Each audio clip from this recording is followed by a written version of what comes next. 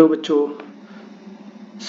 आज हम लोग पढ़ने वाले हैं किरचॉफ के नियम। ठीक है, तो किरचॉफ ने एक्चुअली दो लॉ दिया। किरचॉफ ने दो लॉ इसलिए दिया क्योंकि जो ओम्स लॉ था वो क्या होता था कि जब भी कभी जटिल विद्युत परिपथ होते थे तो उनको सॉल्व नहीं कर पाते थे, उनको सॉल्व करना इतना आसान नहीं होता था।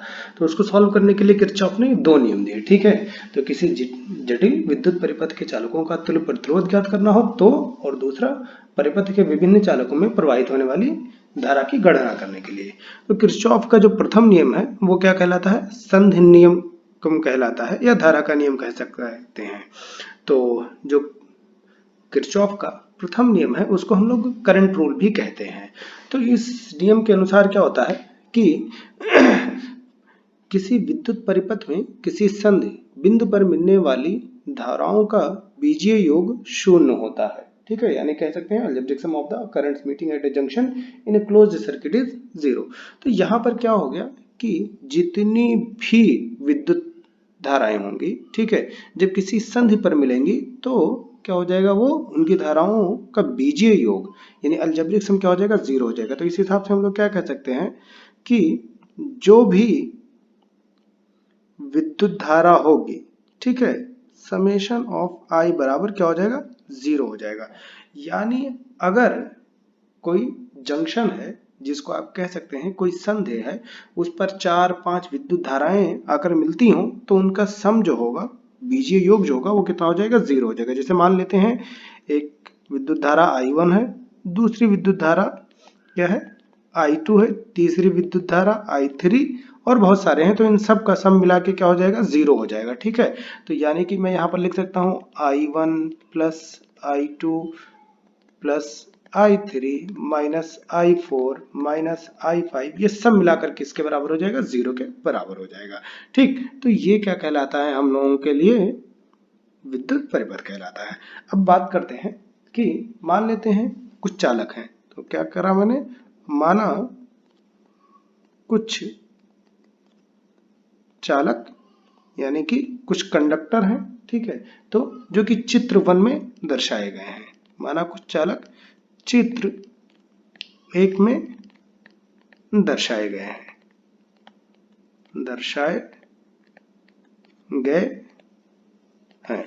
तो एक मैंने ये क्या काम किया, अब यहां से मैंने कहा कि चालक 1 हो गया, दूसरा चालक हो गया, तीसरा चालक हो गया, चौथा चालक हो गया, और ये क्या हो गया, 5वां चालक हो गया। तो मैंने कितने चालक ले लिए, 5 चालक ले लिए। ठीक है, तो मैंने कहा कि कुछ चालक चित्र 1 में दर्शाए गए हैं जो कि कहां पर आके मिल रहे हैं, जो कि संधि बिंदु O पर मिल रहे हैं, O पर मिल रहे हैं। तो ये वाला बिंदु मैंने क्या मान लिया, O बिंदु मान लिया है। ठीक है, अब मैंने कहा कि इसमें जो विद्युत धारा प्रवाहित हो रही है वो क्या है, I1, I2, I3 तथा I4 एंड I5 है। ठीक है, जिनमें विद्युत धारा क्या है, I1, I2 और क्या है, I1, I2, I3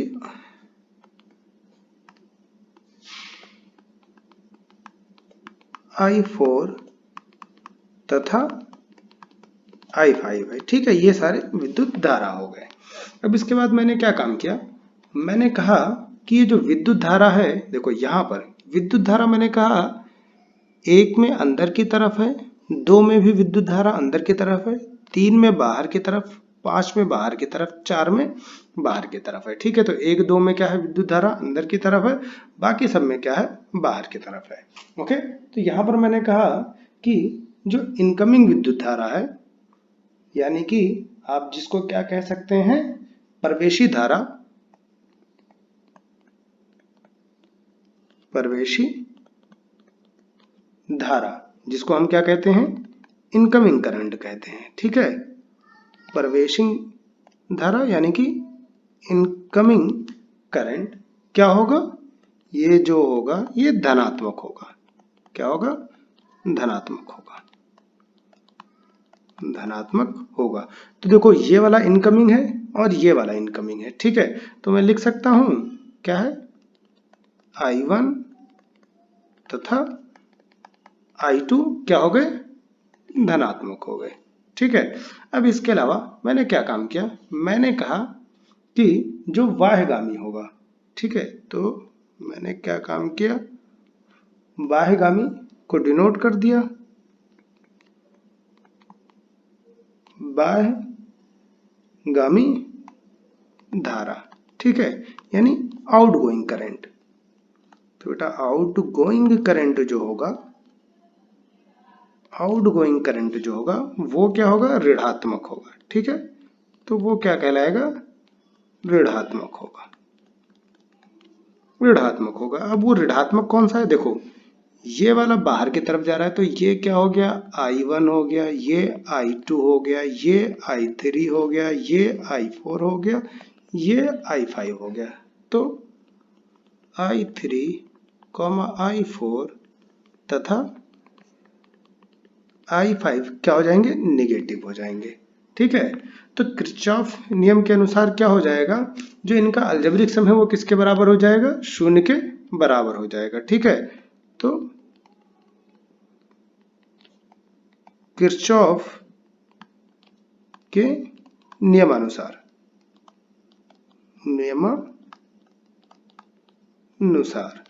क्या हो जाएगा, I1 प्लस I2 प्लस, अब देखो I3 क्या हो जाएगा, ऋणात्मक होगा बाहर की तरफ, तो माइनस I3 प्लस ये भी क्या हो जाएगा, बाहर की तरफ है, minus I4 plus minus I5 बराबर क्या हो जाएगा, 0 हो जाएगा। तो यहां पर मैं लिख सकता हूं, देखो क्या हो जाएगा मेरे लिए, I1 plus I2 minus I3 minus I4 minus I5 बराबर क्या हो गया, 0 हो गया, ठीक। तो इन तीनों माइनस वाले को दाएं साइड ले जाते हैं, तो क्या हो गया, I1 प्लस I2 बराबर क्या हो जाएगा, I3 plus I4 minus I5, ठीक है। तो यहां पर हम लोग क्या कह सकते हैं, यहां पर कह सकते हैं एक चीज, क्या कह सकते हैं कि प्रवेशी धाराओं का योग, प्रवेशी धाराओं का योग यानी कि जो इनकमिंग करंट है वो क्या होगी, प्रवेशी धाराओं का योग किसके हो जाएगा, बाह्यगामी धाराओं के योग के बराबर हो जाएगा, बाह्यगामी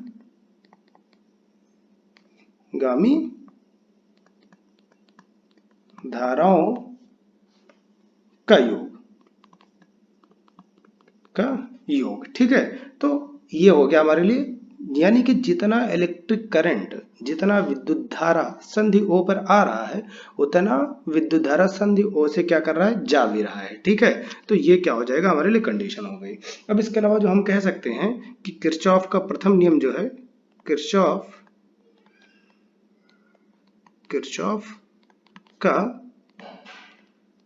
प्रथम नियम किस पर डिपेंड करता है, किरचॉफ का प्रथम नियम जो है वो law of conservation of charge पर डिपेंड करता है। तो किरचॉफ का प्रथम नियम, law of conservation of charge को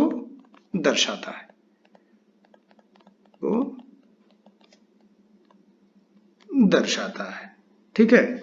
यानी आवेश के कंजर्वेशन को ये क्या करता है, दर्शाता है। तो ये क्या कहलाएगा, हमारे लिए किरचॉफ का प्रथम नियम कहलाएगा। अब बात करते हैं किरचॉफ के द्वितीय नियम की।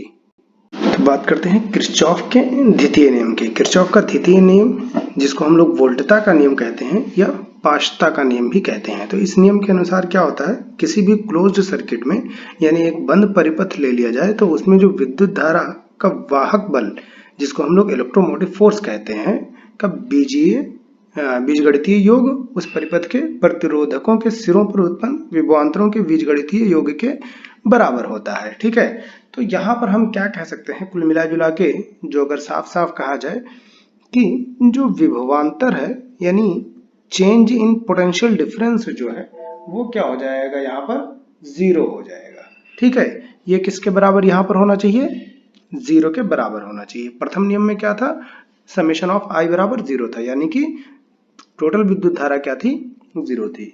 तो यहाँ पर जो है वो विभवपात क्या हो जाएगा हमारे लिए, कुल विभवपात 0 हो जाएगा। ठीक है, तो देखो हम लोग जानते हैं इंटरनल रेजिस्टेंस से कि V इज इक्वल टू क्या होता है, E माइनस आई आर होता है, जहां पर E हमारे लिए क्या कहलाता है, विद्युत वाहक बल कहलाता है। ठीक है, और I जो है वो क्या है, विद्युत है, और R जो है वो हमारे लिए क्या है, रेजिस्टेंस है, प्रतिरोध है, इंटरनल रेजिस्टेंस है।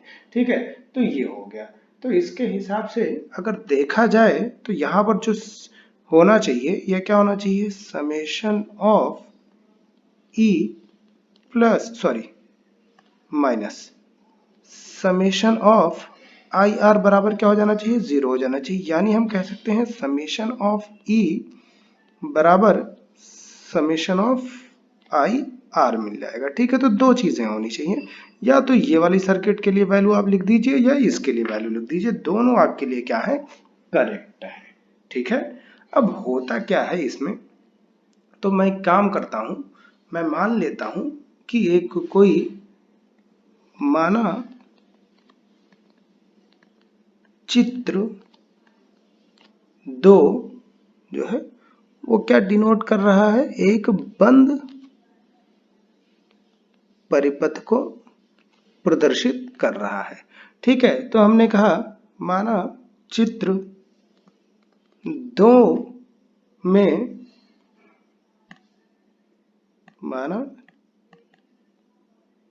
चित्र 2 एक बंद परिपथ को प्रदर्शित कर रहा है, प्रदर्शित कर रहा है। ठीक है, जिसमें EMF E1 E2 तथा प्रतिरोध यानी रेजिस्टेंस R1 R2 तथा क्या है, R3 है।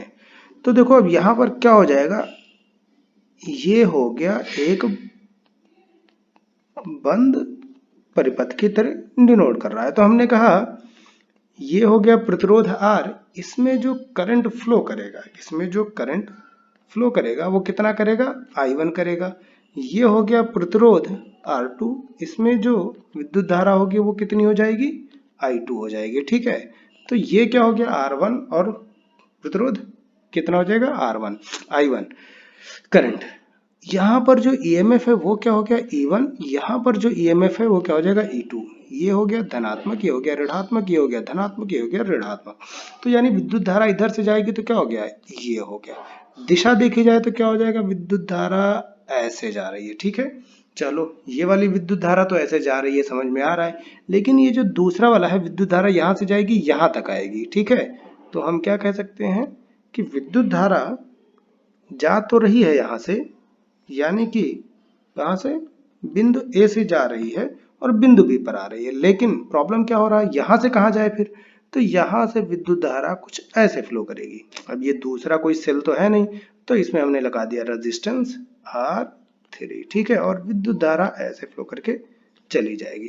तो विद्युत धारा कहाँ से आई, यहाँ से ऐसे आ गई, लेकिन इसमें कैसे फ्लो हो रही है, ऐसे फ्लो हो रही है। ठीक है, तो यानी कि हमने कहा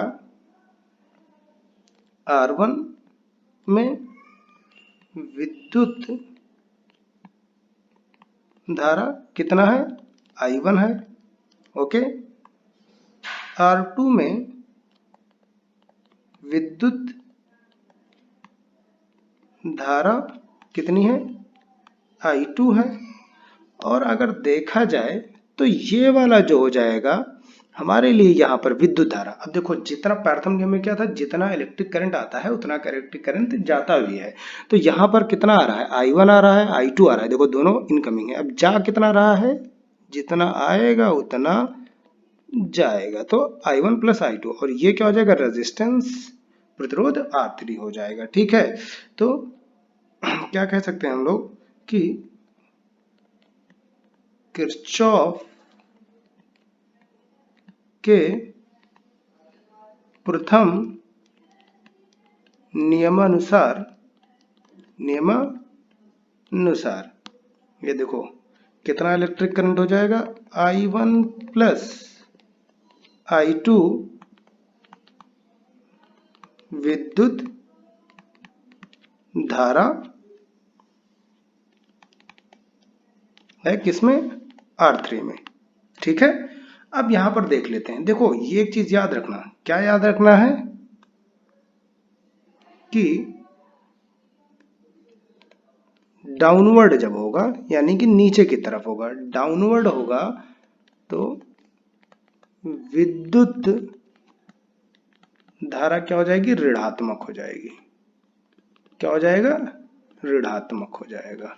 तो देखो यहां से इलेक्ट्रिक करंट जो आ रहा है वो नीचे की तरफ आ रहा है, क्या है, I1 जो आ रहा है वो नीचे की तरफ आ रहा है। ठीक है, अपवार्ड में क्या हो जाएगा, अपवार्ड में विद्युत धारा क्या हो जाएगा, धनात्मक हो जाएगा। तो यहां पर देखते हैं कि देखो ये जो इलेक्ट्रिक करंट आ रहा है यहां से ऐसे आएगा, नीचे की तरफ आ गया है। देखो I2 जो आ रहा है वो भी ऐसे आएगा, कहां पर आ जाएगा, देखो ये नीचे की तरफ आ गया। तो ये दोनों हमारे लिए क्या हो गए, डाउनवर्ड। यहां से इलेक्ट्रिक करंट ऐसे जाएगा, यहां से गया, यहां से गया, ये क्या करेगा, ऊपर की तरफ जाएगा। ठीक है, तो कहां चला जाएगा, ऊपर की तरफ चला जाएगा। अब यहां से जो जाएगा देखो वो वाला भी क्या चला जाएगा, ऊपर की तरफ चला जाएगा। तो आपको बात समझ में आ रही है। तो देखो यहां वाले में जो केस हो जाएगा, पहले वाले में, अब एक चीज हम लोग जानते हैं, V बराबर कितना होता है, E माइनस आई आर होता है। ठीक है, तो पहले वाले सर्किट के लिए हम लोग क्या लिख सकते हैं, देखो यहां से इलेक्ट्रिक करंट जो आ रहा है नीचे की तरफ, तो मैं लिख सकता हूं कि इसको क्या मान लें, लूप 1 मान लें, और इसको मान लेते हैं, इसको लूप 1 मान लेते हैं, और इसको क्या मान लेते हैं, लूप 2 मान लेते हैं। ठीक है, तो देखो क्या लिखा मैंने, लूप 1 में देखा जाए तो जो इलेक्ट्रिक करंट है वो क्या है, माइनस I1 R1। देखो V इक्वल टू कितना होता है, E माइनस आई आर होता है, तो E माइनस I1 R1 यानी प्लस E1 हो जाएगा। ठीक है, ये हो गया। अब देखो electric current minus I1 R1 plus E1, ये आ जाएगा नीचे की तरफ। ठीक है, तो बराबर में होना चाहिए, तो क्या हो जाएगा, ये माइनस E2। देखो ये क्या हो रहा है, ध्यान से देखो, इलेक्ट्रिक करंट यहाँ पर क्या जा रहा है, ऊपर की तरफ जा रहा है। तो मैंने कहा अपवार्ड के केस में विद्युत धारा क्या हो जाएगी, हमारे लिए विद्युत धारा धनात्मक हो जाएगी। तो इसलिए ये minus E2 plus I2 R2 बराबर 0 हो जाएगा। ठीक है, ये हो गया लूप 1 में। अब बात करते हैं लूप 2 में। तो लूप 2 में, तो लूप 2 में देखो, लूप 2 में क्या हो जाएगा, यहां से इलेक्ट्रिक करंट इधर से ऐसे ऐसे ऐसे ऐसे आ रहा है। ठीक है, तो अब लूप 2 के लिए हमारे लिए कितना हो जाएगा, फिर से वही case, minus I2 R2 plus क्या हो जाएगा, प्लस E2 हो जाएगा। ठीक है, अब देखो लेकिन ये जो इलेक्ट्रिक करंट फ्लो कर रहा है ये वाला भी कहां पर है, नीचे की तरफ है। ठीक है, तो ये कितना हो जाएगा, माइनस कितना हो जाएगा हमारे लिए, I1 प्लस I2, और किसके क्रॉस है, R3 बराबर 0 है। ठीक है, तो ये जो हम लोग है इन समीकरण से विद्युत धारा I1 तथा I2 की गणना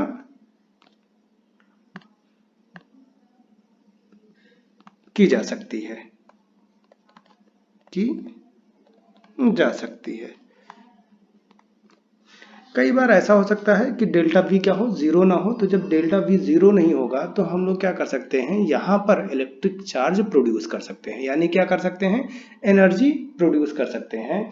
इसलिए ये जो नियम है ये हमारे लिए क्या कहलाता है, law of conservation of energy को भी दर्शाता है। ठीक है, तो इस पर्पज के लिए किरचॉफ के नियम का प्रयोग ये हो जाएगा। और इसके अलावा हम लोग क्या कह सकते हैं कि किरचॉफ का द्वितीय नियम, किरचॉफ का द्वितीय नियम, law of conservation of energy को दर्शाता है। ओके, तो ये दो रूल थे। अब उसके बाद हम लोग बात करेंगे, इसके बाद जो है कुछ न्यूमेरिकल प्रॉब्लम की बात करेंगे, और फिर उसके अलावा हम लोग एक और चीज की बात करेंगे, व्हीटस्टोन ब्रिज क्या होता है। ठीक है, तो फिलहाल आज के लिए इतना ही। Thank you.